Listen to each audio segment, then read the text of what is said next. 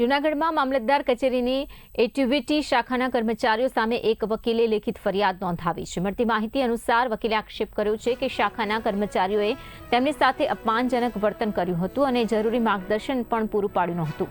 આ ઘટનાને લઈને વકીલે જવાબદાર અધિકારીઓ સામે કાયદેસરની કાર્યવાહી કરવાની માંગ સાથે લેખિત રજૂઆત કરી છે। ફરિયાદ બાદ સમગ્ર મામલે તંત્ર શું કાર્યવાહી કરે છે તેના પર હવે સૌની નજર છે।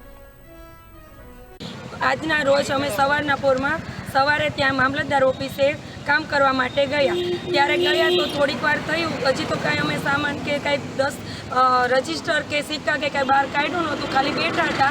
થોડીક વાર થયું અને સામાન રાખી અને કામ કરવા બેઠા તો ત્યાં મામલતદાર સાહેબ આવી ને અમને એમ બોલ્યા કે અહીંથી તમે નીકળી જાઓ। કે દર પેલી છે ને આવીને અમને બોલી જાય છે ત્યાં મામલતદાર સાહેબ, અને વકીલો પ્રત્યે અડધૂત શબ્દ બોલે છે।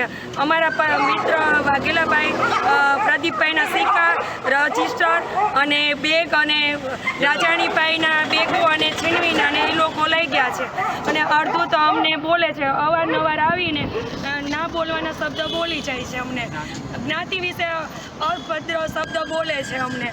અમે મામલતદાર ઓફિસમાં જઈએ છીએ તો એ લોકો એમ કહે છે કે તમે લોકો અહીં અંદર આવીને કામ ના કરી શકો, તમારે અંદર આવવાની પરમિશન નથી। અને જે તે વખતે અમે કામ લઈને જઈએ છીએ તો બધા ટેબલે ટેબલ અમારી પાસેથી પૈસા માંગે છે। કેટલાની માંગણી કરે છે? એ લોકો નાયબ